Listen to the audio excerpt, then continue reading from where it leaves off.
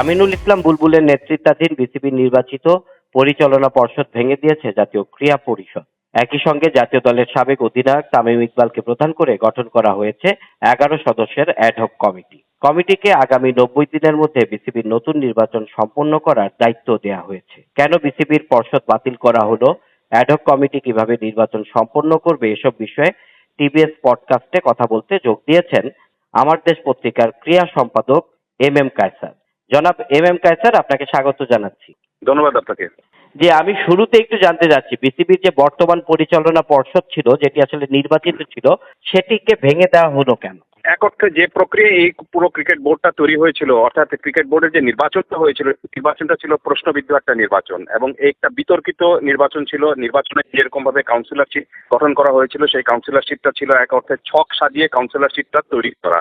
অর্থাৎ যারা এখানে নির্বাচনে অংশ নেবেন তারা তাদের পছন্দের মতো কাউন্সিলররা যাতে আসতে পারেন, সেই ছক সাজিয়ে পুরো নির্বাচনের প্রক্রিয়াটা তৈরি করেছিলেন বা ছকটা সাজিয়েছিলেন। সেই সঙ্গে যোগ হয়েছিল যে ই ভোটিং এর জালিয়াতি, যে কায়দায় ই ভোটিংটা হয়েছিল সেটাকে এক অর্থে কিন্তু কখনোই কোনো সুষ্ঠু কোনো সিস্টেম বলে না, সেটা একটা জালিয়াতি করার জন্যই কিন্তু পুরোপুরি ই ভোটিং এর আয়োজনটা করা হয়েছিল। সবকিছু মিলে একটা ক্রিকেট বোর্ড যে কায়দায় সুন্দর সিস্টেম অনুযায়ী নির্বাচিত হওয়ার কথা, সেটা না হয়ে একদম পুরোপুরি প্রশ্নবিদ্ধ এবং বিতর্কিত কায়দায় নির্বাচনটা হয়েছিল। সেই কারণেই এই নির্বাচনটা এই বোর্ডটা যেটা ছিল, এই বোর্ডটাকে জাতীয় ক্রীড়া পরিষদ বলেছে যে অবৈধ, এবং সেই ক্রিকেট বোর্ডের যে নির্বাচনটা হয়েছিল সেই নির্বাচনে অনিয়ম হয়েছিল, অবৈধ একটা অনেক কিছু হয়েছিল, প্রশ্নবিদ্ধ একটা নির্বাচন ছিল। সেই কারণে এই বোর্ডটাকে তারা তাদের যে জাতীয় ক্রীড়া পরিষদের একটা যে আইন রয়েছে, সেই আইনের বিধিবিধান অনুযায়ী তারা এই বোর্ডটাকে বাতিল করে দিয়েছে। একটু জানিয়ে রাখি, তার আগে নির্বাচনটা যে একটা অবৈধ কায়দায় হয়েছিল বা একটা প্রশ্নবিদ্ধ ছিল এই নির্বাচনটা, সেই কারণে এই জাতীয় ক্রীড়া পরিষদ একটা তদন্ত কমিটি গঠন করেছিল। সেই তদন্ত কমিটি তাদের যে রিপোর্ট দিয়েছে, সেই রিপোর্ট দেওয়ার ২৪ ঘন্টার পরেই জাতীয় ক্রীড়া পরিষদ নির্বাচিত পরিচালনা পর্ষদকে বাতিল করে দিয়েছে। মানে রিপোর্টের সুপারিশের ভিত্তিতে আসলে এটি করেছে আপনি বলছেন। তো আমি দ্বিতীয় আরেকটা আপনার কাছে একটু বিষয় জানতে চাই, কমিটি যে এখন ভেঙে দেওয়া হলো, মানে বিশেষ করে যে পর্ষদ যে বাতিল করা হলো, এতে কি আইসিসির পক্ষ থেকে কোনো সমস্যা হতে পারে?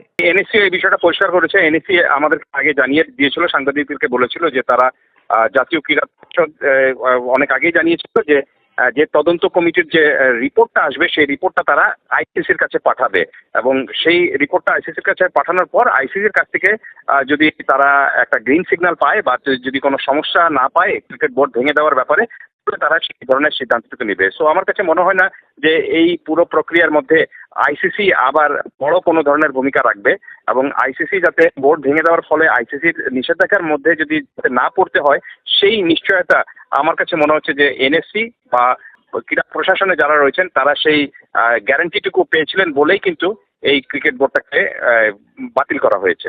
এখন যে নতুন অ্যাডহক কমিটি গঠন করা হয়েছে, তারা তো আসলে ৯০ দিনের মধ্যে একটা নির্বাচন সম্পন্ন করবে। তো এই ৯০ দিনের মধ্যে তারা আসলে কি কি কাজ করবে? মূলত ৯০ দিনের মধ্যে প্রথম প্রায়োরিটি তাদের থাকবে যে ৯০ দিনের মধ্যে তাদেরকে একটা নির্বাচন দিতে হবে। ক্রিকেট বোর্ডের যে নির্বাচিত একটা পরিচালনা পরিষদ গঠন করার জন্য একটা নির্বাচন তাদেরকে আয়োজন করতে হবে, এবং সেই সঙ্গে অন্যান্য যে এগুলো কাজ রয়েছে, রুটিন যে কাজগুলো রয়েছে ক্রিকেট বোর্ডের, সেই রুটিন কাজগুলো তারা ঠিক মতো করবেন। এবং সবচেয়ে বড় যে কাজটুকু এই সামনে রয়েছে সেটি হলো যে আপনি জানেন যে এই মাসের মাঝামাঝি নিউজিল্যান্ড দল বাংলাদেশ সফরে আসছে। তারা একটা টি-20 এবং একটা ওয়ানডে সিরিজ খেলবে, ঢাকা এবং চট্টগ্রামে হবে। সেই সিরিজের আয়োজনের জন্য তারা মূল প্ল্যানিংটা করবেন এবং সেটা যেন সুন্দর মতো হতে পারে। নির্বাচিত বোর্ড একটা বাতিল হয়ে গিয়েছে, তাতে সিরিজের যেন বড় কোনো ধরনের প্রভাব না পড়ে, সেই চিন্তা ভাবনা হয়তো তারা করবেন। এবং ডিপিএল যেটা ঢাকা প্রিমিয়ার লিগ, যেটা বন্ধ হয়ে গিয়েছিল বা মাঝখানে আপনার শুরু হয়েছিল কিন্তু মাত্র 10টা বা 12টা দল একটা অংশ নিয়েছিল এবং পুরোপুরি পূর্ণাঙ্গ একটা ডিপিএল হয়নি। খুব সম্ভবত সেই ডিপিএলটাও আয়োজনের তারা চেষ্টাটুকু করবেন। তবে সর্বোচ্চ অগ্রাধিকার তারা দিবেন যেভাবে তাদেরকে প্রজ্ঞাপনে বলা হয়েছে, এবং এই সরকার ক্রীড়া মন্ত্রণালয় যেটা চাচ্ছে সেটি হলো যে সর্বোচ্চ অগ্রাধিকার তারা দিবেন নির্বাচনকে। অর্থাৎ 3 মাসের মধ্যে 90 দিনের মধ্যেই তারা একটা নতুন নির্বাচন দিবেন ক্রিকেট বোর্ডে। সেটাই কি আমার কাছে মনে হচ্ছে যে সেটাই তাদের জন্য সবচেয়ে বড় অগ্রাধিকার হবে। প্রায়োরিটি কাজ হবে। এমনিতে যদি এর মধ্যে আইসিসি অথবা এসিসির যদি কোনো সভা হয়, সেক্ষেত্রে তো এই অ্যাডহক কমিটির সদস্যরাই সেখানে অংশ নেবেন। রাইট। নির্বাচিত বোর্ড যে ঠিক যেরকম ভাবে যে আচরণ করতো বা যে ধরনের আপনার সুযোগ সুবিধা পেত বা ফেসিলিটিস পেত, ঠিক একই রকম ভাবে এই অ্যাডহক কমিটির বোর্ডও সেই সুযোগ সুবিধা পাবে। এবং নির্বাচিত বোর্ডের মধ্যে প্রেসিডেন্ট হিসেবে যিনি থাকতেন, সভাপতি হিসেবে যিনি দায়িত্ব পালন করতেন, ঠিক একই রকম ভাবে অ্যাডহক কমিটির কনভেনার হিসেবে যিনি রয়েছেন, তিনি ক্রিকেট বোর্ডের সভাপতির দায়িত্ব পালন করবেন। এবং সেই সভাপতির দায়িত্ব কে পালন করবেন সেটাও জাতীয় ক্রীড়া পরিষদ স্থির করে দিয়েছে। তামিম ইকবাল সেই এই কমিটির কনভেনার হিসেবে থাকবেন, অর্থাৎ এই আহ্বায়ক কমিটির চিফ হিসেবে তিনি থাকবেন, তথা বাংলাদেশ ক্রিকেট বোর্ডের যে অ্যাডহক কমিটি রয়েছে সেই অ্যাডহক কমিটির সভাপতি হিসেবে তিনি থাকছেন। একটা বিষয় যদি একটু জানতে চাই, তারা তো 90 দিনের মধ্যে একটি নির্বাচন সম্পন্ন করবেন। তো সেই নির্বাচনে আসলে যারা এখন মানে আগের বোর্ডে ছিলেন, বিশেষ করে আমিনুল ইসলাম বুলবুলের নেতৃত্বাধীন যে কমিটি ছিল, তারাও কি সেই মানে নির্বাচনে অংশ নিতে পারবেন? পাশাপাশি এই যে এখনকার যে বর্তমান যে অ্যাডহক কমিটির যে তামিম ইকবাল রয়েছেন, তিনিও কি নির্বাচনে অংশ নিতে পারবেন? এই বিষয়টা যদি আমাদেরকে একটু পরিষ্কার করেন। যে কেউ নির্বাচনে অংশ নিতে পারবেন, যদি তিনি কাউন্সিলর হন তাহলে অবশ্যই তিনি নির্বাচনে অংশ নিতে পারবেন। আর আমিনুল ইসলাম তথা আপনার ফারুক আহমেদ যারা ছিলেন কাউন্সিলর, যেহেতু তাদের ক্লাবগুলোর কাউন্সিলর অথবা কোনো জেলা বা আপনার বিভাগ থেকে কাউন্সিলরশিপ নিয়ে তারা যদি আসেন তাহলে তারা নির্বাচনে অংশ নিতে পারবেন, কোনো সমস্যা নেই।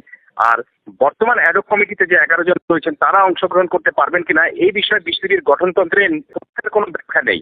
অর্থাৎ তারা নির্বাচনে অংশগ্রহণ করতে পারবেন কি পারবেন না, এই দুটো বিষয় কিন্তু কোনো পরিষ্কার ব্যাখ্যা নেই দেখে খুব সম্ভবত তারা নির্বাচনে অংশগ্রহণ করতে যারা ইচ্ছুক তারা হয়তো নির্বাচনে অংশ নেবেন। তবে আপনি যদি আমাকে বলেন যে এই ধরনের প্রক্রিয়ায় কমিটিতে যারা থাকেন তাদের নির্বাচনে অংশগ্রহণ করাটা উচিত কিনা, আমি বলবো উচিত না। কারণ এখানে একটা নীতি নৈতিকতার বিষয় রয়েছে, একটা কনফ্লিক্ট অফ ইন্টারেস্টের একটা বিষয়।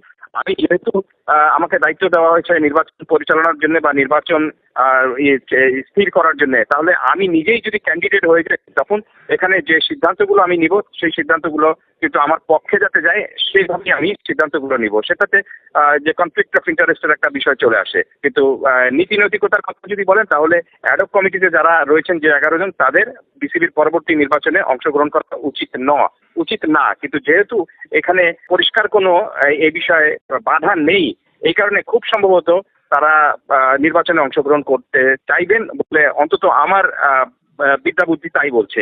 কারণ হলো যে অ্যাডহক কমিটিতে যারা রয়েছেন তাদের মধ্যে 90%ই আপনার ক্রিকেট বোর্ডের নির্বাচিত হয়ে আসার ইচ্ছাটুকু তাদের রয়েছে এবং সেই ইচ্ছাটুকু তারা আগেই প্রকাশ করেছিলেন। এবং তামিম ইকবাল তো অনেক আগে থেকে বলে আসছেন যে তিনি বাংলাদেশ ক্রিকেট বোর্ডের প্রেসিডেন্ট হতে চান। এবং এই বোর্ডে অ্যাডহক কমিটিতে আরো একজন রফিকুল ইসলাম বাবু, তিনি এর আগে 2006 বা 2007 সালের যে বিএনপি ওরিয়েন্টেড যে সমর্থিত যে আপনার ক্রিকেট বোর্ড ছিল সেই সময়, সেই বোর্ডে তিনি পরিচালক হিসাবে ছিলেন। তো সবকিছু মিলে আমার কাছে মনে হচ্ছে যে এই 11 জনের যে অ্যাডহক কমিটি গঠন করা হয়েছে, 11 জনের অ্যাডহক কমিটির সবাই হয়তো না, তবে 90% সামনের যে নির্বাচন ক্রিকেট বোর্ডের হবে সেই নির্বাচনে খুব সম্ভবত অংশগ্রহণ করতে চাইবেন। করার একটি মানে সুযোগ রয়েছে।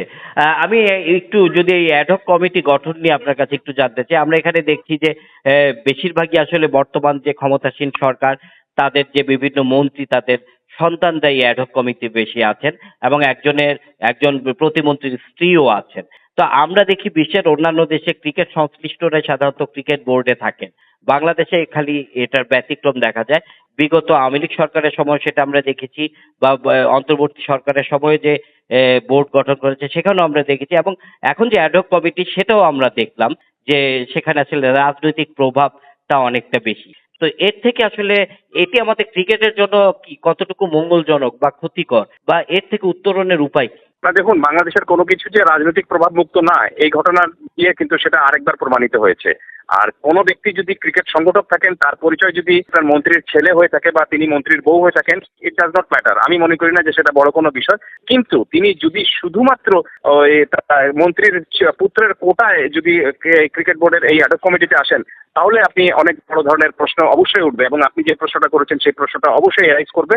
এখন দেখতে হবে যে 3 জন মন্ত্রীর পুত্র এখানে অ্যাডক কমিটিতে এসেছেন তাদের ক্রিকেট ব্যাকগ্রাউন্ড কোনো রয়েছে কিনা, তারা সত্যিকার অর্থে ক্রিকেট সংগত না, বা তারা সত্যিকার অর্থে ক্রিকেট বোর্ড পরিচালনার জন্য যেরকম ভাবে দক্ষতা প্রয়োজন সেই দক্ষতা তার রয়েছে কিনা, তো সেই প্রশ্নের সামনেও তাদেরকে পড়তে হতে পারে। বা অন্তত আমার কাছে তাই মনে হচ্ছে যে এই প্রশ্নের সম্মুখীন তারা হবেন। তবে খুব ভালো হতো যে এই 11 জনের মধ্যে কেউ যেন আপনার এই রাজনীতির সাথে ওতপ্রোতভাবে জড়িত এমন কেউ যদি সুযোগটা না পেতেন। আগামীতে আপনি মানে বাংলাদেশের ক্রিকেটের এই, মানে ভবিষ্যৎ নির্বাচন মানে অ্যাডহক কমিটির মাধ্যমে যে 90 দিনের নির্বাচন বাংলাদেশের ক্রিকেটের পথ চলা এগিয়ে চলা সেটা কিরকম দেখছেন? দেখুন, এই অ্যাডহক কমিটির সামনে সবচেয়ে বড় চ্যালেঞ্জের বিষয়টা হলো যে একটা ভালো, সুষ্ঠু এবং বিতর্কহীন একটা নির্বাচন পাওয়াটা, এবং তারা যদি সেটা করতে ব্যর্থ হয় তাহলে ঠিক যেরকম ভাবে আজকে আমিরুল ইসলাম বুলবুলের বোর্ড বিপদে পড়েছে বা যে সমস্যায় পড়েছে বা যে সমালোচনায় পড়ে আজকে বাতিল হয়ে গিয়েছে, এই বোর্ডকেও কিন্তু সেরকম একটা কনসিকুয়েন্স হয়তো দেখতে হতে পারে। তো তাদের সামনে বড় একটা চ্যালেঞ্জ রয়েছে যে নির্বাচনটা সুন্দর, সুষ্ঠু, নিরপেক্ষভাবে করার জন্য, এবং কোনো ধরনের বিতর্ক যাতে না হয় এবং যারা নির্বাচনে অংশগ্রহণ করতে চাইবেন তাদের সেই নির্বাচনে তারা যাতে সুন্দরভাবে বা ভালোভাবে অংশগ্রহণ করতে পারেন সেই বিষয়টা এনশিওর করাটা, এবং সুন্দর একটা নির্বাচন বা যদি তারা করতে না পারেন তাহলে যে সমালোচনার মুখে আগের বোর্ড পড়েছিল এই বোর্ডকেও সেই সমালোচনা হয়তো শুনতে হতে পারে। জি, আপনাকে অসংখ্য ধন্যবাদ আমাদেরকে সময় দেওয়ার জন্য। ধন্যবাদ আপনাকে।